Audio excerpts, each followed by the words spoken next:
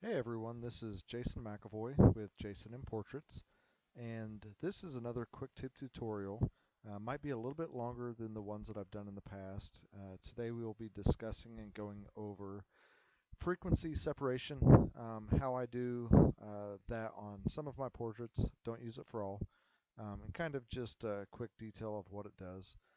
So what frequency separation is it's a process through Photoshop that allows you to separate the texture of your image away from the tones of your image and allows you to manipulate both of those independently so that they don't impede or affect the others.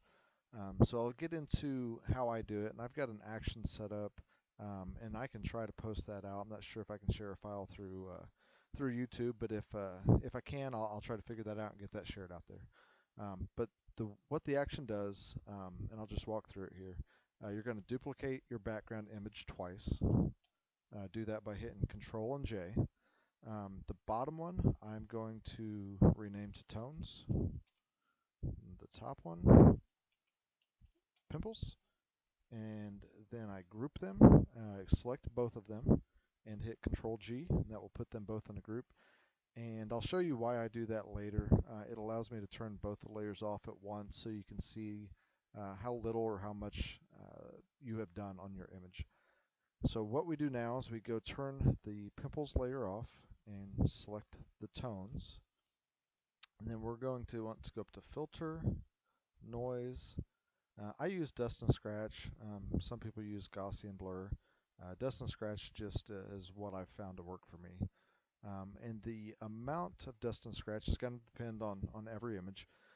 What I'm looking for here is mostly the catch light. So at 19, I can still see the catch light. At 10, you're not getting much change there, and then at 30, we lose the catch light. We lose a lot of the detail in the image. So what I found on this image, 19, it still maintains some of the detail, but it blurs enough or distorts enough that you can't make out all of the pimples and the variations in the tone. So remember this number 19 because we will need it twice more later, and I'll explain that. So once we find the radius that works for our image, we hit OK. Let that apply, and we'll go up, click on the pimples image or layer, turn it on. And what we're going to do now is go up to Image, Apply Image, and you want to select your tones image. Subtract is your blending option. This should default to a scale of 2 and an offset of 128. If not, put those numbers in. Honestly, don't know what they do, but that's just what I've always been told to leave it at. Everything else is the same, so you just want to subtract. What you're doing here is subtracting what is on this pimples image from what is on the tones image. That's why we're selecting the tones layer here. So hit OK. And you'll see this looks like a high pass filter. What we're going to do is now switch this to linear light, and we are back to our normal image. So you can see nothing. We turn the group off and on, you won't see anything. If you turn the pimples off, you'll see the dust and scratches, so it'll look blurry. Okay, so we're ready to start working. I always work on the pimples first. So if you hold Control and Spacebar and zoom in, that'll let you zoom in to a particular area. And then we're going to do the spot healing brush. You can use whatever you normally use, spot healing, healing, or patch tool. Spot healing is just quicker for me to use, so that's what I will be showing you. So we're just going to click around now, and you'll see that it's just affecting those pimples. It's not working on the tones, so I can draw a big thing. It's not really going to distort it like it would if we didn't have these layers set up.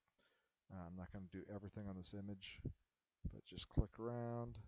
And if it's a really big prominent image or a pimple, this method might not work to take that out. You might have to touch that up later or try to hit it with your tones layer. So let me just clean up some of these.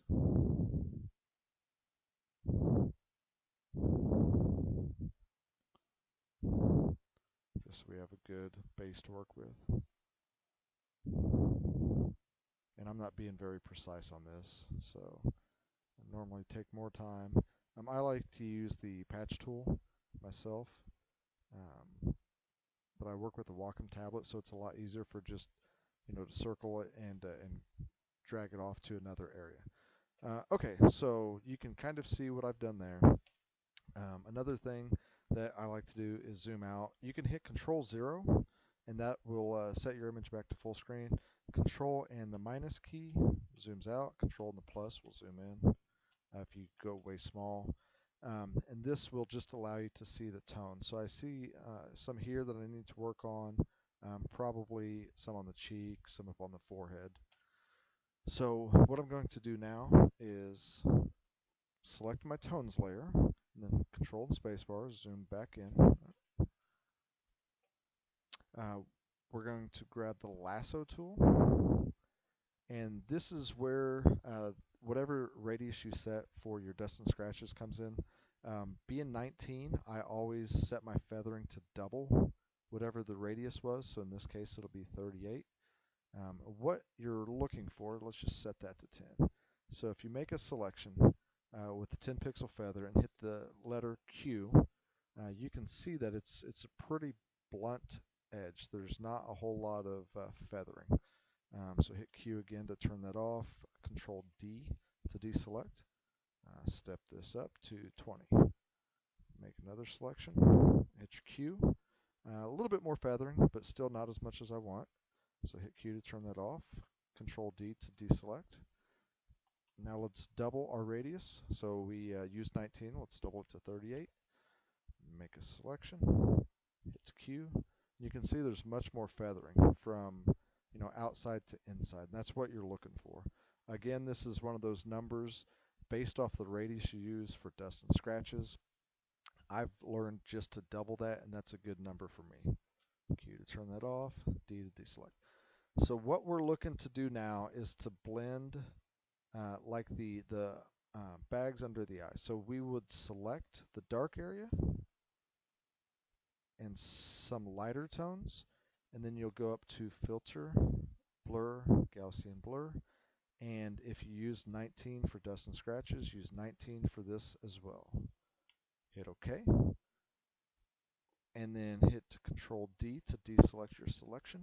Nope, messed that up. I applied that to the pimples. So we're going to go to Filter, Blur, Gaussian Blur, 19. There you go. So we will do the other eye here. Make that selection, and since we did the Gaussian blur last time, if you hit Control and F, it will just apply the same thing that you did last time. The same 19 pixels. So Control F, and this right here, Control F, can do this right here, Control F, take it down the sides. What you're trying to do is find the variations where there's some shadows or some darker areas, and select those with some of the lighter areas, and it will kind of blend out those blotches.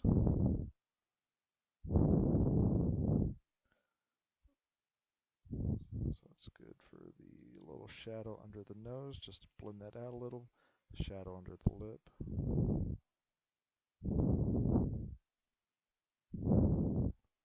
And you'll notice that I'm not deselecting. As soon as you start to draw another selection, it just automatically deselects your previous selection. So I'm just going around making selections, hitting Control F, and then making a new selection. One thing I like to do is grab the edge of the makeup and just kind of blend that in a little bit better. And it does help having professional makeup done.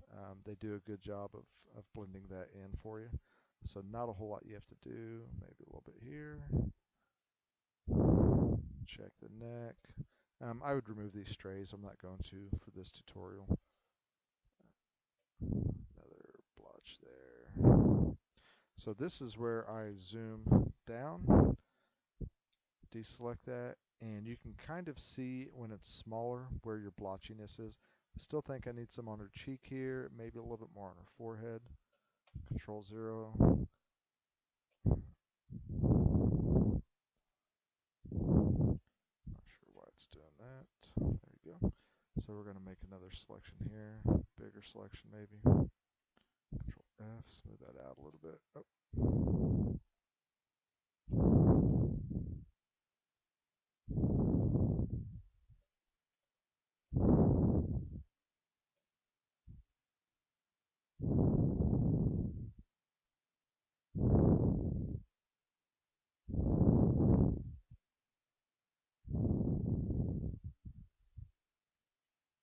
Oh. And I got back over to my pimples layer somehow. So we're going to do Control F, blend that out. So this is where putting them in the group comes in handy, because now we can zoom in. You can turn the group off, which turns both off and on. And it's pretty subtle, but you can kind of see, especially if you look under the eyes here. You don't want to completely remove the darkness under there because that'll just look unrealistic. But you can kind of see the effect and the benefits to splitting out your textures and your tones. I would probably go through and do some on the makeup.